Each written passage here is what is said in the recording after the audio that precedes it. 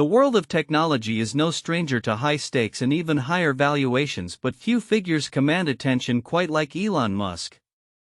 In a development that has once again underscored the unique nexus of corporate governance, personal ambition, and market dynamics, Tesla has initiated a colossal first-step payment of approximately $29 billion to its chief executive, a move designed to partially fulfill a previously approved yet judicially blocked compensation plan. This staggering stock grant, representing about 3% of the company, arrives as the electric vehicle giant grapples with a complex landscape of legal battles, shifting market sentiment, and internal strategic imperatives.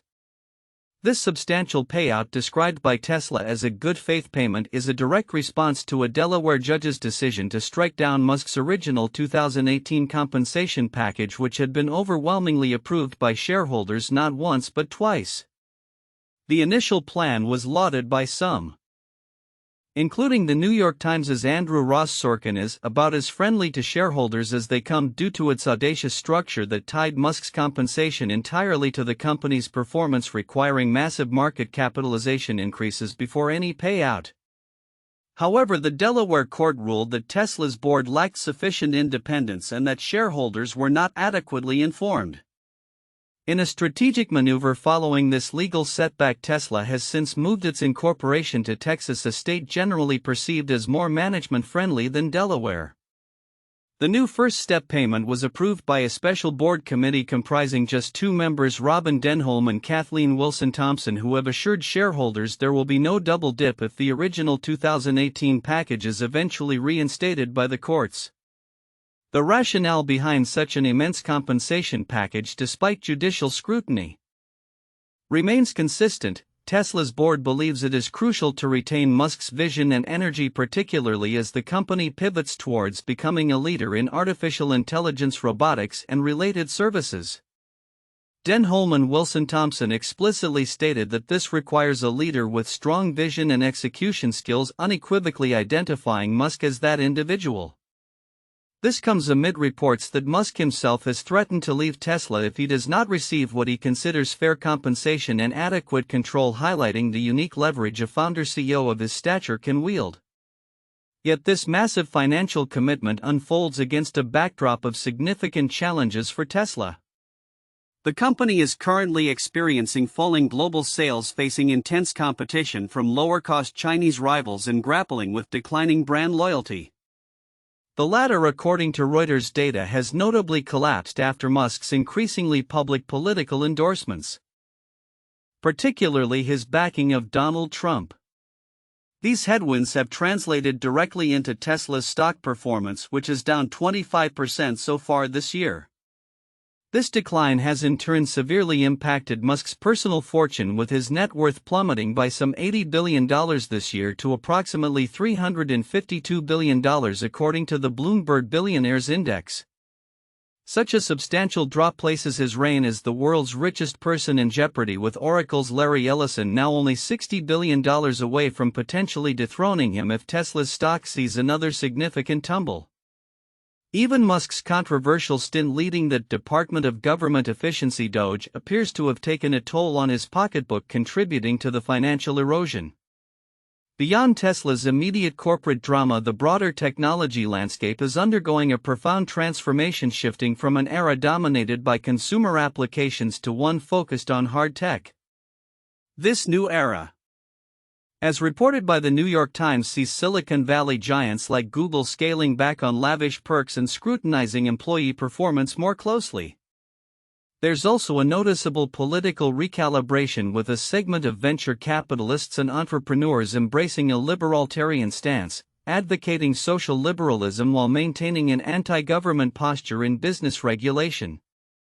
Crucially, industries once considered politically incorrect within tech circles, such as defense and weapons development, are now attracting significant investment, reflecting a broader strategic realignment towards foundational technologies and national security interests. This shift is exemplified by the speculative discussions around Tesla potentially acquiring a stake in xAI, given Musk's emphasis on AI and Tesla's increasing integration of xAI's technology into its vehicles. This period of industry evolution coincides with a turbulent macroeconomic environment. The fallout from a recent lousy jobs report, which showed a sharp slowdown in hiring and an uptick in the unemployment rate, has sent ripples through Washington and Wall Street. This data prompted former President Trump to controversially fire Erica McIntyre, the head of the Bureau of Labor Statistics, alleging the data was rigged. Critics including Daniel Hornung, a former deputy director of the National Economic Council, warned that politicizing or meddling with data collection risks scaring off investors, while others like Kevin Hassett, director of the National Economic Council, attempted to downplay the controversy while suggesting the president seeks more transparent and more reliable numbers from his own people. Adding to the Federal Reserve's complexities, Governor Adriana Kubler's surprise resignation could provide the former president an opportunity to appoint a loyalist, potentially influencing future interest rate decisions. Paradoxically, the weak job numbers themselves have increased the odds of a September rate cut, aligning with Trump's desires. Amidst these macro trends, specific tech sectors are also seeing significant strategic realignments. Blade Air Mobility, known for its high-cost helicopter services for the affluent, announced its plan to sell its core commercial passenger business to Joby Aviation for up to $125 million. This deal highlights the financial pressures on Blade, which has not made an annual profit since going public via a SPAC in 2021, and Joby's ambitions to leverage Blade's brand and network as it prepares to introduce vertical takeoff and landing VTOL taxis with commercial flights planned for Dubai by 2026. This flurry of activity, from megadeals to corporate earnings reports from industry stalwarts like Disney, McDonald's, and pharmaceutical giants like Novo Nordisk, underscores a bustling summer for dealmakers, even as they forego traditional vacations. As Elon Musk navigates the complexities of his unprecedented compensation and the challenges facing Tesla, the broader tech industry is simultaneously charting a new course. The shift to hard tech, the politicization of economic data, and strategic consolidations like the Blade-Joby deal all point to a dynamic and often unpredictable future. The coming months will undoubtedly reveal whether Tesla can regain its momentum under Musk's vision, how the hard tech era redefines Silicon Valley, and the extent to which political and economic uncertainties will shape the technological advancements of tomorrow. In the complex and often opaque world of government finance, the Department of Government Efficiency, DOGE, a brainchild of the Trump administration, has consistently positioned itself as a beacon of fiscal prudence, promising to slash wasteful spending across federal agencies. However, recent analyses and emerging developments paint a starkly different picture, suggesting that many of DOGE's much-touted savings are not only significantly overstated but may also come with profound human and administrative costs, raising critical questions about transparency and accountability in public service. Since its launch in January by President Trump with initial high-profile backing from figures like Elon Musk, DOGE has frequently updated its so-called wall of receipts, claiming to have achieved massive cost reductions.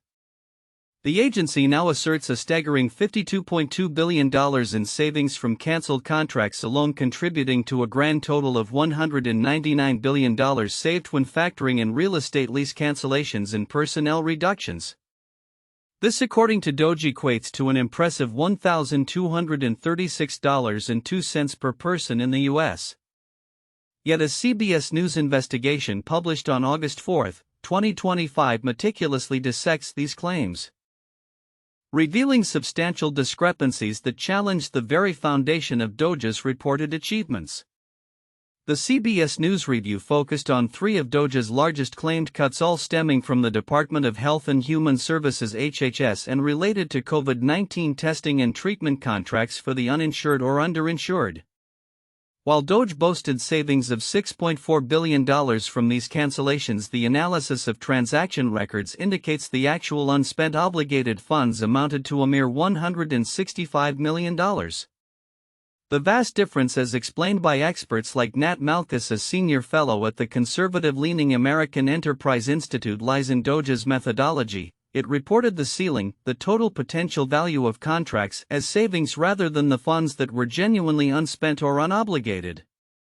Malkus succinctly pointed out that the spending was never going to reach this number, adding, "You didn't have to terminate this contract. You are the government, just don't obligate any more money." This pattern of vastly overstating savings and exhibiting numerous accounting errors has been consistently reported by multiple news outlets since Doge's inception. Malkus, who analyzes actual implications rather than theoretical maximums, estimates the true savings from contract cancellations closer to $17.8 billion, and even that figure is contingent on Congress agreeing to rescind the funds it had already voted to spend. The notion of $1,236.02 saved per person is, in Malkus's words, fiction and transparency theater, a sentiment echoed by the lack of documentation for roughly half of Doge's claimed $199 billion in total savings. Efforts to seek comment from HHS and the General Services Administration on these discrepancies were met with silence or redirection. Beyond the financial misrepresentations, the purported savings from Doge's cuts are beginning to reveal a concerning human toll. A substantial portion of the claimed reductions reportedly originates from cuts to USAID, the U.S. Agency for International Development. A recent study published in the medical journal The Lancet offers a grim projection. The loss in humanitarian aid stemming from these cuts could tragically lead to an estimated 14 million deaths in children younger than 5 years of age by 2030. Malkus notes that the administration's stance on these cuts seems to be their claims are generally to say, hey, this is a lot of pain, but it's worth it. This perspective underscores a profound ethical debate underlying the pursuit of government efficiency. The operational landscape of Doge itself has become increasingly nebulous, particularly following Elon Musk's departure from his advisory role in the White House. Shortly before his term as a special government employee expired on May 30, Musk optimistically declared, "This is not the end of Doge but really the beginning," predicting the team would only grow stronger and eventually cull $1 trillion in savings. However, the reality since his exit is far less clear. A late June report from the Washington Post indicated that federal officials were instructed to cease routing the grant-making process through Doge, effectively revoking its control over the online clearinghouse for grant opportunities. This shift is reflected in Doge's latest update, which added only one additional canceled grant. Furthermore, several Doge-associated government employees have recently left, including Tyler Hassan, who was originally hired as a Doge staffer and later tasked with trimming costs at the Department of the Interior, where he served as Principal Deputy Assistant Secretary. Under Hassan's watch, a Doge-associated employee claimed a $1 billion survey had been cut, a claim repeated by Musk and Interior Secretary Doug Burgum but for which no evidence has ever been supplied. The implications of Doge's actions are now extending beyond the federal level, sparking legal challenges and local controversies. On August 4, 2025, the Topeka Capital-Journal reported that the state of Kansas has filed a lawsuit against the Trump administration specifically over how Doge cut millions in grant funding, signaling a growing legal backlash against the agency's methods. Concurrently, the Bradenton Herald highlighted a debate in Manatee County, Florida, where experts are weighing in on the potentially political nature of Governor DeSantis's own Doge audit, suggesting the concept of a Department of Government Efficiency is being adopted and debated at state and local levels, often with political undertones. Even in Louisiana, an editorial published by NOLA.com on August 5, 2025, titled "Give LA Doge a Chance" indicates that the very idea of a Doge-like entity continues to be considered and discussed in various state and local jurisdictions despite the federal agency's mounting controversies. As the Federal Department of Government Efficiency grapples with allegations of inflated savings, a lack of transparency, and a shifting internal structure post-Musk, its future remains uncertain. The ongoing investigations, legal challenges from states like Kansas, and the potential human cost of its budget cuts demand rigorous scrutiny. While the ambition to streamline government operations and eliminate waste is commendable, the current narrative surrounding Doge underscores the critical importance of verifiable data, transparent accounting, and a clear understanding of the real-world consequences of such sweeping efficiency drives. The debate over how best to achieve genuine government efficiency. without sacrificing essential services or ethical responsibilities is clearly far from over. In a period marked by audacious technological ambition and increasingly intense scrutiny, Tesla and its visionary, often controversial CEO Elon Musk find themselves at a critical juncture. From pushing the boundaries of autonomous ride-hailing into the world's most challenging urban environments to navigating a polarized reception for its latest vehicle and grappling with a monumental executive compensation package, the electric vehicle giant is charting a complex course with significant implications for its future and Musk's personal standing. Just weeks after its initial launch and a rapid expansion across California, Tesla's robotaxi service is already setting its sights on a particularly daunting frontier: New York City. Job postings reveal the company is actively seeking vehicle operators for its robotaxi program in Brooklyn, a borough notorious for its chaotic traffic, double-parked delivery vans, ubiquitous e-bikes, and red-light runners. This aggressive expansion strategy, characteristic of Tesla's launch first solve the problem later ethos, stands in stark contrast to competitors like Waymo, which has taken years to gradually inch its way into a limited number of suburban areas. While Tesla currently operates its ride-hailing service with human drivers in the front seat, allowing its full self-driving FSD software to do its thing and intervening only when needed due to a lack of full autonomous permits, the move into a dense urban labyrinth like New York City highlights the company's determination to go toe-to-toe with established autonomous vehicle players. Commenters on industry forums offer mixed views on FSD's readiness for such environments. One user, Good Guy Locke, remarked, "If a person has been in a Tesla with FSD, then they would know New York City would be fine. Teslas with FSD are shockingly good in the most complex environments." However, Hunter Cook provided a more tempered assessment, stating FSD is a truly wonderful feature that makes mundane driving much less work. And FSD is not close to being ready for real driverless operations. Tesla CEO Elon Musk has stated the company is being super paranoid about safety, which underscores the current necessity of human supervision, particularly as the company engages in what some observers describe as a service area measuring contest with rivals. Adding to Tesla's multifaceted challenges is the highly polarizing reception of its Cybertruck. A recent account from a renter who spent 24 hours with the vehicle in Los Angeles offered a scathing critique, describing it as not a truck. At best, it's a toy. At worst, it feels like a rushed prototype. The renter, an experienced driver of various EVs and traditional trucks, highlighted numerous perceived flaws, including a brutally stiff suspension akin to a Porsche 911 rather than a truck, a comically small steering wheel, terrible and dim headlights, and a useless single wiper design. Visibility issues were particularly emphasized, with the renter noting the inability to see the front corners and even worse, rear visibility due to the lack of a proper rear-view mirror display, which was attributed to pure cost-cutting. The overarching sentiment was one of disappointment, concluding that the Cybertruck is more marketing than machine and not ready. This unvarnished feedback has spurred a lively debate within the Cybertruck owner community. While some owners echo these criticisms, acknowledging issues like the stiff ride, poor visibility, and early production quality control problems, a significant portion defends the vehicle. Many argue that the Cybertruck is not intended to be a traditional pickup but rather a unique tech toy for enthusiasts, with its stiff ride being a trade-off for performance and handling.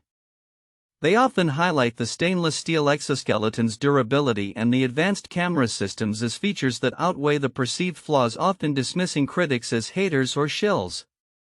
This polarized response underscores the Cybertruck's divisive nature and the deeply ingrained brand loyalty among Tesla's core customer base. These operational and product challenges unfold against a backdrop of significant financial developments for Tesla and its leader. The company recently announced a first-step good faith payment to Elon Musk, a stock grant worth approximately $29 billion aimed at compensating him after a Delaware judge blocked his original, even larger 2018 pay package.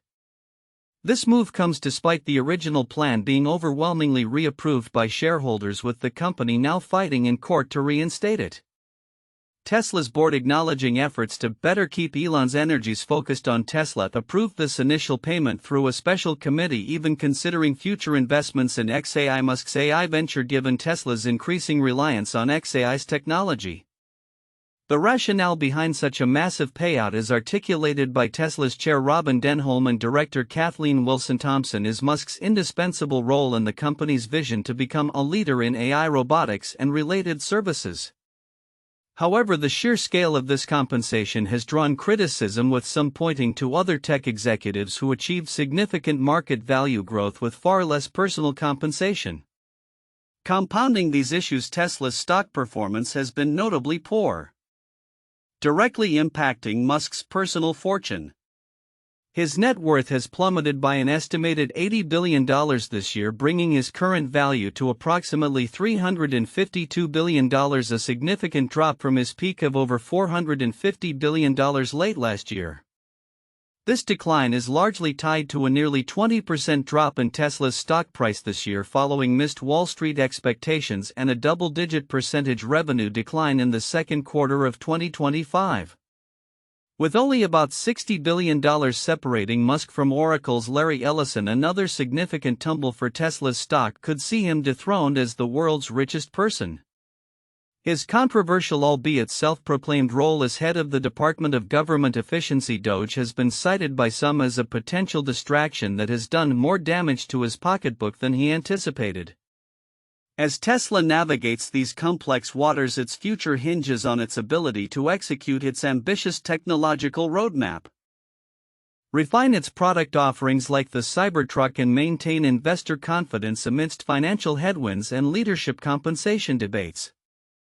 The coming months will be crucial in determining whether Tesla can solidify its position as a dominant force in autonomous vehicles and beyond, or if its bold strategies will encounter insurmountable obstacles in the challenging real world. The commercial space sector is abuzz with activity as SpaceX prepares for another pivotal launch, underscoring the fierce competition in the burgeoning satellite internet market. On Thursday, August 7, the SpaceX Falcon 9 rocket is set to carry Amazon's Project Kuiper KF-02 mission into orbit from Launch Complex 40 at Cape Canaveral Space Force Station in Florida. The launch window opens at 10:01 a.m. Eastern Daylight Time for a brisk 27 minutes, with a backup opportunity slated for Friday, August 8. This mission marks the second time Amazon has entrusted a batch of its Kuiper Internet satellites to a SpaceX Falcon 9, following a previous launch on July 16. While it's the fourth overall launch for the Kuiper constellation, which saw its inaugural satellites delivered by a United Launch Alliance Atlas V rocket on April 28, the increasing reliance on SpaceX highlights the latter's dominance in launch services.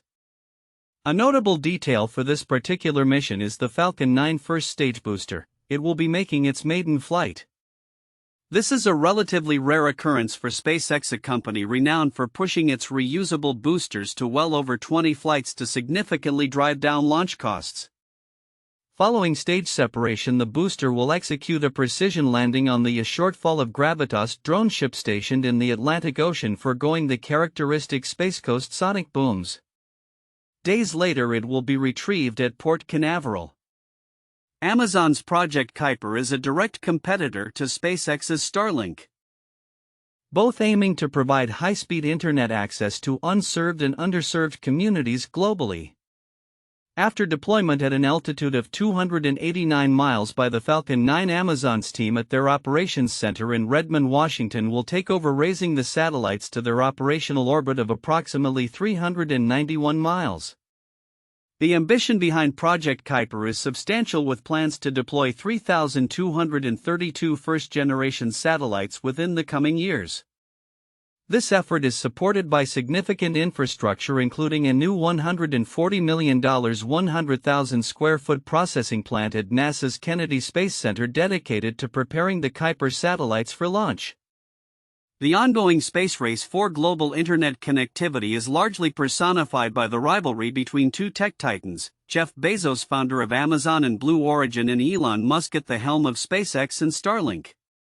While SpaceX boasts a considerable lead with approximately 8,000 Starlink satellites already in orbit, Amazon's consistent launches signal its determination to rapidly expand its own constellation. Looking ahead, Amazon's Kuiper satellites are also slated for future launches aboard Blue Origin's New Glenn rockets, signaling a diversified launch strategy that could further intensify the competition as both companies vie for market share in the burgeoning satellite internet landscape. This latest launch is more than just another rocketing skyward. It's a testament to the accelerating pace of private space enterprise and a critical step in the global race to bridge the digital divide. In a surprising development that has set the internet abuzz, Elon Musk, the enigmatic owner of X, formerly Twitter, has announced the discovery and impending restoration of Vine's long-lost video archive. This revelation has ignited a wave of nostalgia among millions who remember the pioneering 6-second looping video platform, while simultaneously raising questions about Musk's broader vision for content creation on his social media empire. For many, Vine was more than just an app, it was a cultural phenomenon. Launched in 2012, it quickly became a breeding ground for viral content and launched the careers of numerous internet celebrities, predating the rise of TikTok by several years. Twitter acquired Vine for a reported $30 million in the same year, hoping to bolster its video offerings. However, its trajectory was cut short. In 2016, Twitter ceased new Vine uploads, and by early 2017 the app was shut down entirely. While a user archive briefly persisted, it eventually faded, leaving a void that many felt was never truly filled. Despite its official demise, Vine's legacy lived on, with iconic clips frequently recirculating across other platforms, cementing its place in internet history. The news of the archive's rediscovery came directly from Musk himself, who stated over the weekend that the Vine video archive, previously thought to be deleted, had been found. His team at X is now reportedly working to restore user access to this historical content. This isn't the first time Musk has flirted with the idea of reviving Vine. Shortly after acquiring Twitter in 2022, he polled users on the platform, with a resounding 70% expressing a desire for Vine's return. Reports at the time even suggested that a dedicated team of engineers was assigned to the project, though nothing materialized until now. However, the timing and context of Musk's announcement offer a fascinating glimpse into his evolving strategic priorities. In the very same post where he celebrated the Vine archive's return, he simultaneously promoted Grok Imagine, a new AI-powered video generation feature from Grok AI, his artificial intelligence venture. Notably, Musk himself referred to Grok Imagine as AI Vine, a moniker that suggests a significant shift in his perspective on the future of short-form video. This juxtaposition hints that while he acknowledges the cultural significance of Vine's human-created legacy, his true focus might be on pioneering AI-generated content. The dual announcement has sparked considerable debate. Is the restoration of the Vine archive a genuine effort to preserve internet culture and cater to user nostalgia, or is it a clever marketing ploy to draw attention to Grok AI and its new video capabilities? The ambiguity leaves many wondering if a full reboot of the Vine app is truly on the horizon, or if access to the old archive will simply be integrated into the X platform as a historical feature, with the real innovation being pushed through AI. The potential for spicy mode in Grok Imagine, allowing for NSFW content, further underscores a divergence from Vine's original, generally more wholesome comedic roots. Ultimately, the future of Vine in any form remains uncertain. While the prospect of revisiting beloved 6-second snippets is undoubtedly exciting for longtime internet users, the simultaneous push for AI-driven content signals a broader trend in the digital landscape. As artificial intelligence continues to reshape creative industries, Elon Musk's actions at X will serve as a key indicator of how traditional user-generated content platforms might evolve or be overshadowed by the rise of machine-generated alternatives. Only time will tell whether the original spirit of Vine will truly be revived, or if its archive will serve as a nostalgic backdrop to a new AI-driven era of digital expression. The frontier of human-computer interaction is rapidly expanding, with brain-computer interfaces (BCIs) leading the charge towards a future where thought alone can command digital devices. As Elon Musk's Neuralink continues to make headlines with its groundbreaking advancements in this nascent field, a formidable Chinese competitor BrainCo is now seeking to raise a significant pre-IPO funding round, signaling an intensifying global race for dominance in neural technology. Neuralink, a vanguard in the BCI space, has been actively demonstrating the transformative potential of its Link implant. This coin-sized device, surgically placed directly into the skull, utilizes ultra-thin electrode threads extending into the brain's motor cortex to record and interpret neural signals. These signals associated with movement and thought are then wirelessly transmitted to external devices, allowing users to control computers, smartphones, and even games purely through their minds. Early human trials have yielded remarkable results, offering a glimpse into a future of restored independence. Nolan Arbaugh, the first human recipient of a Neuralink implant in early 2024, has famously regained the ability to play online chess and browse the internet using just his thoughts. Despite initial challenges like electrode retraction, software upgrades have successfully maintained functionality, underscoring the technology's adaptive capabilities. Other participants in the PRIME clinical trial, which expanded to include locations in the US and UK, have also reported significant breakthroughs. Alex, a second recipient, demonstrated the device's potential for advanced digital tasks like 3D modeling and digital art, pushing beyond basic computer use. Audrey Cruz, the first publicly identified female recipient in mid-2025, achieved the poignant milestone of digitally signing her name and playing interactive games after 2 decades of paralysis.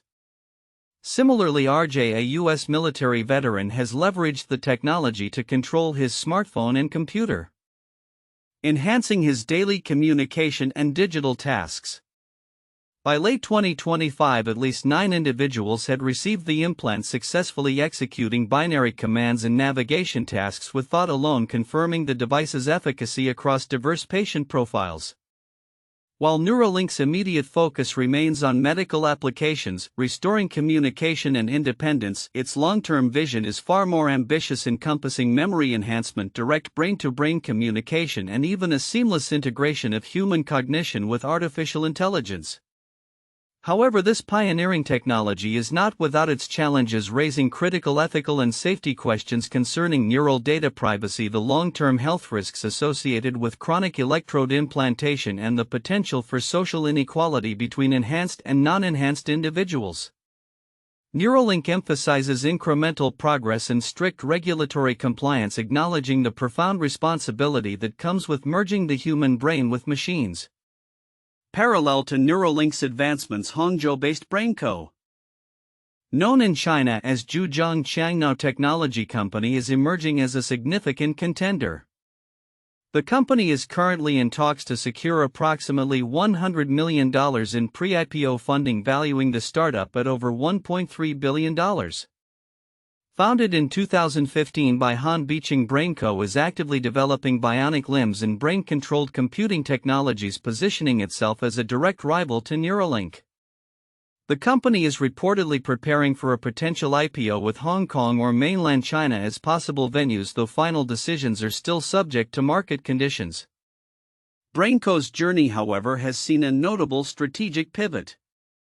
Initially, the company focused on educational applications, deploying EEG headbands in Chinese schools to monitor student attention levels, selling 20,000 devices by 2017.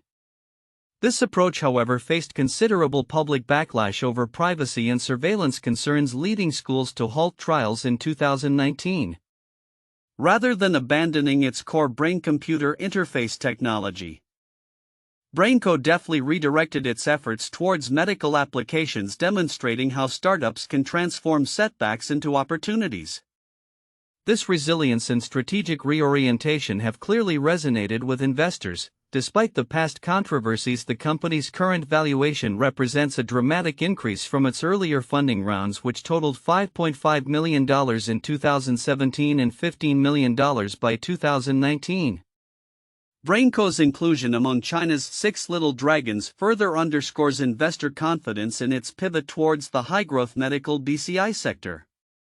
The simultaneous progress of Neuralink and BrainCo highlights a burgeoning global competition in the BCI domain, a race that promises to accelerate innovation and expand the accessibility of these life-changing technologies.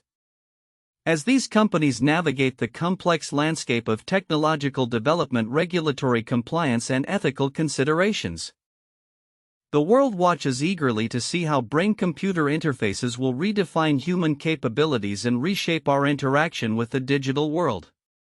The coming years will undoubtedly bring further breakthroughs, but also intensified scrutiny as humanity inches closer to a future where thought is no longer confined to the mind but can directly command the world around us.